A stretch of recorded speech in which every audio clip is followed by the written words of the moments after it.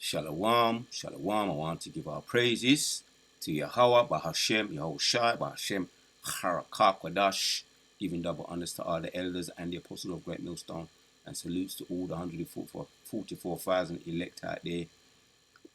We'll get into some of this 1 Kings 11 and 9. Right, so understanding more about King Solomon and his reign. I want to correct a certain thing I said in my last video from worms to gods. I mentioned King Solomon reigned for 1,000 years, and it's an easy correction. It's an easy correction. All I had to do was just tap in how long did King Solomon rule, right? 40 years, which is common knowledge, but slip of the tongue, but not of the heart. So 40 years, which is good still. Sometimes mistakes are good, and it's led me into doing another video on this subject of the reign of King Solomon. We won't get into some of this. Abaratazar now. Thus, the time that Solomon reigned. This is from Bible Hub. Abaratazar. Let's get into some of this. See Abaratazar if it's edifying. Abaratazar hopefully is edifying. There is a moral to the story of King Solomon's reign, things we can learn. So let's look at this. This is in 1 Kings 11:42, because we're going to be kings in the earth, man.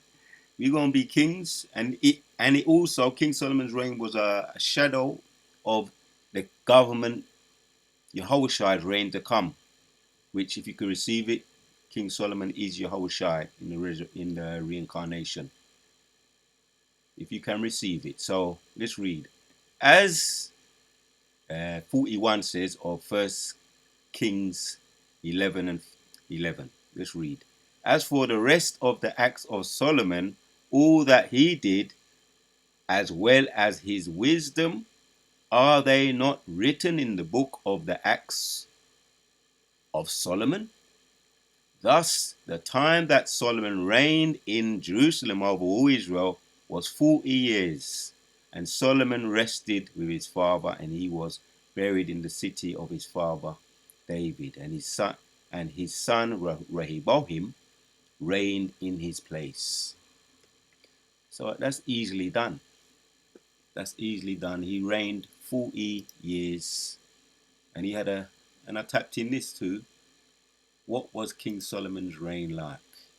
Being that I'm on the subject of King Solomon and the time span he reigned for, let's get into a little bit more. Abaratazar, it would be a quick video, but what was King Solomon's downfall? I tapped this in too, because you can't really think about King Solomon without thinking about all the different wives he had. Latter, this marriage and others. So what was King Solomon's downfall? This marriage and other marriages to foreign wives proved to be a major factor in the downfall of Israel. For Solomon began worshipping the false gods of these other nations and was condemned by the Lord. So it wasn't the actual marriage into these wives. He started to worship, bow down to their gods, which sex is marriage. But he became, you can say, complacent. He became complacent and started to bow down and worship their gods, the false gods, and that's in 1 Kings 11. It gives it to you, man. Simple and plain. Solomon began worshipping the false gods of these other nations and was condemned by the Lord. Right, and some more information here. What was King Solomon's reign like? So we just looked at his downfall. His reign, what was it like? The Bible depicted Solomon's reign as an era of unprecedented prosperity. That's another thing you can't, when you think about King Solomon, his reign, you think about his wives, his concubines, and his wealth. These are all things that are documented, his wealth. Yeah, his prosperity due to his wisdom, a quality bestowed upon him by God. In a dream, God had asked him what he wanted, most, and Solomon replied, in an understanding mind. This is his reply: an understanding mind to govern your people, able to discern between good and evil. So his reign, because he had his priorities right. He wanted to reign in righteousness, to judge as a righteous king. These are all reflections of the kingdom to come. How we, his understudies, his our big brother, we're gonna be we got a blueprint to how to reign. Again, Yahushua in the reincarnation gave us a blueprint of how we kings to come gonna reign our government, gonna rule our government. And we're gonna have many wives, we're gonna have many concubines, but our heart is gonna be complete, because we're gonna have a complete heart to Yahweh. Why Yahushua? We're gonna have a complete heart, because we're gonna have a new mind, we're gonna have a new body. Everything's gonna be opened up to us, like I mentioned in my video yesterday. We're gonna be changed from worms to gods. 1 Corinthians 15 goes into all of that. Romans chapters 8 goes into that. We're going to be changed from worms to gods. Isaiah 41. Some of the precepts I brought out yesterday. So we're going to reign, with a complete heart. We ain't going to go off. In other words, we ain't going to go off. Like King Solomon, went off because he started to bow down to all these wives. Another thing, how many wives did King Solomon have? Some of these things are well documented. We know them, but since we're on the subject of King Solomon's rule, his wealth comes up, his prosperity, and his wives and his concubines come up. How many did he have? 700 wives. He had 700 wives of royal birth and 300 concubines. The 700 wives were Israelites. It says there as were royal birth. And his wives led him astray as Solomon grew old. Oh yeah, what's that happened with the Jonathan Major thing? That's no new news. That's not new news to me. The Jonathan Major, what was he charged with? Some misdemeanor charges or something to that effect. He was charged with some misdemeanor charges. Something some brothers are covering. But we know that's the big old story. The moral of the story is they always bring in the Elohim woman them. If you see the movies, any of those movies, King Kongs, I think there's 1, 2, or 3. Back in the 60s, when I saw that, I got that straight away. The Edomite woman seduced Solomon, or seduced King Kong, brought him into the inner cities, got him to climb because he was under a spell. The heathen woman had him under a spell. Got him to big King Kong, the giant, King Kong. He was under a spell. He was seduced by her. He was besotted by the Edomite woman. Big King Kong was besotted by the Edomite woman. Took her, climbed up into the Empire State Building, and the helicopters, them and the in the old movies they didn't have helicopters. In the 60s ones, they had all them Spitfire. The army, the American military, got him up there and shot him down off the Empire State Building. It was a big fall. That was a big fall. So there's a moral to a story. Yeah, marriage and what was the downfall of King Solomon? Foreign wives.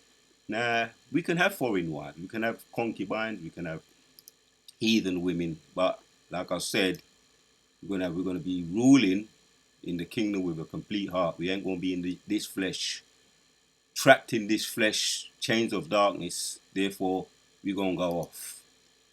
So that's what his downfall was, marrying all these foreign women, But we're gonna have foreign women. We're gonna have concubines, too, namely whom we choose. He had 700 wives of royal birth and 300 concubines, and his wives led him astray. As Solomon grew old, his wives turned his heart after other gods. Yeah, Jonathan Major, and others, many others. Names too much to mention. The prime example is what happened when we saw the movie The Big King Kong, and one of the in the movie, one of the movies, when he fell on the ground, when he was on the ground, dead, King Kong on the ground, dead, deleted. They said it took beauty to kill the beast.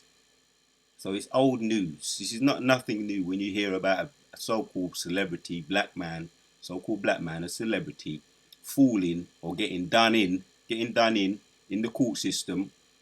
Usually they say they usually accuse them of rape though.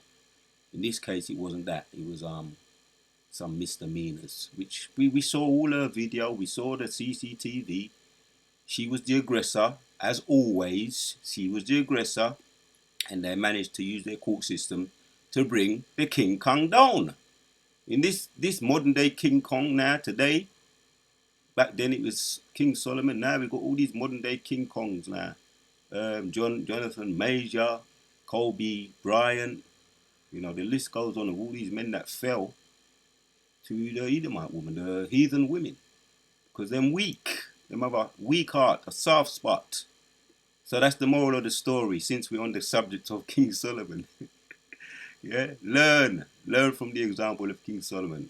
And we also got another one, Samson, who fell to an heathen woman. It's all part of the movie, and for us to learn the moral of the story. And also in my lifetime, I've seen many a man, people that I know or used to know, fall because of the heathen women. Them. So that's what wisdom is. Yeah, a wise man learns from other people's mistakes, so you don't have to make your own mistake. You don't have to make the same mistake yourself. You know, because that's insanity. Doing the same things or seeing someone and doing the same things over and over again, expecting different results, is insanity. So, and his heart was not fully devoted to the Lord his God as the heart of David his father, because David had concubines as well, but he didn't allow them to make him fall. His heart was complete to God. So I wanted to just get into that, make that correction. Solomon's reign was 40 years. And it's all up in here. Solomon turns from God and it goes into air. Yeah. But King Solomon loved many strange women together with the daughter of Pharaoh, women of the Moabites, Ammonites, Edomites, Ziphionites, and Hittites. And here we have the story here. His heart. Jump down to 11. 1 Kings 11:11 says, wherefore the Lord said unto Solomon, for as much as this is done of thee, and thou hast not kept my covenant and my statutes which I have commanded thee, I will surely rend the kingdom from thee, and I will give it to thy servant. So that's exactly what happened. When he came back as Yahushua in the flesh, what you Christians call him Jesus, you Christians ain't going to receive that Yahushua was Solomon though in the reincarnation, but the elect will get it.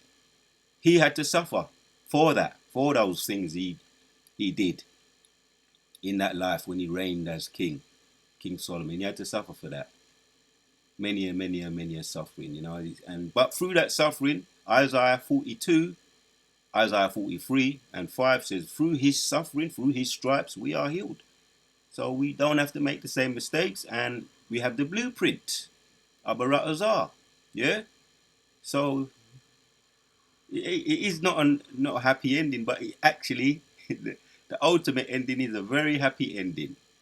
Yahushua returns, and he's going to return again, the grand finale, you know, and he ain't going to meet the enemy as a man. He ain't going to have no weaknesses. Or Samson ain't going to have no weaknesses. We all going to have a complete heart toward God. We ain't going to have no chinks in the armor. All right? So that was the downfall of King Solomon, but like I say, it will be a happy ending. Let's read this as well. 14. And the Lord stirred up an adversary unto Solomon's, hated the Edomites. He was as king's seed in Edom. He stirred up enemies because the Mosai took away. He didn't keep the covenant with God. So the Mosai rendered the king away from him.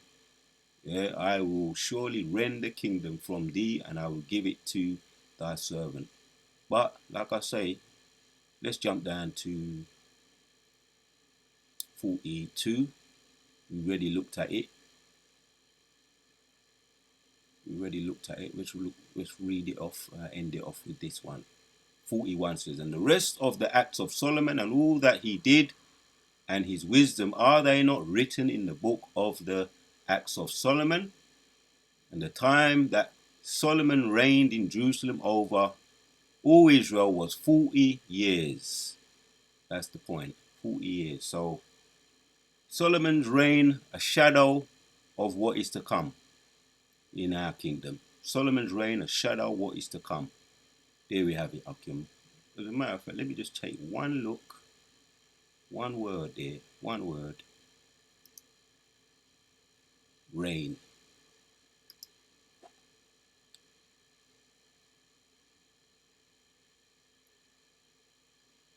To counsel, reign now. To counsel, advise. To counsel, advise. And he was an advisor. He had all those proverbs. Um, you can call them songs as well if you like. Proverbs, songs, lyrics. And many people, even up to this day, we draw from those proverbs today to lead us, to direct us, not to go off. A wise man, if you sit by, as a matter of fact, we're going to hit one of them. We're going to hit one of them proverbs right now. Abaratazar. I'm going to find it on my laptop.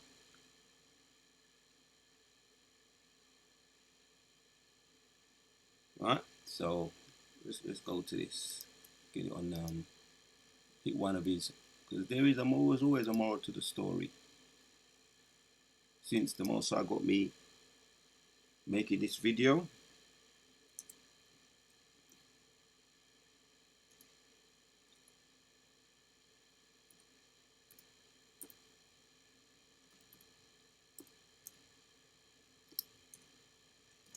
it's all in the spirit.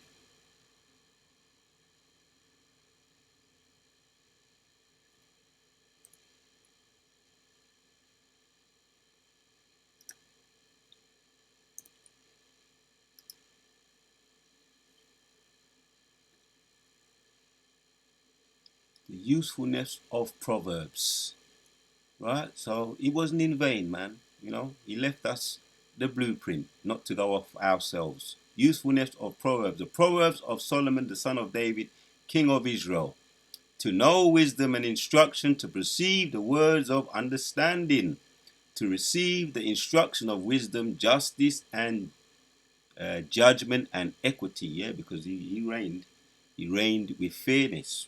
We saw the example of the woman, with the baby, the two women, then with one baby. One said it was theirs, and Solomon just used split-second wisdom on the off the top of his head. He had that split-second wisdom, decisiveness, and he said, "All right, then I'm going to split the baby in half." And the sincere woman said, "Nah, give it to her." And he said, "It's yours."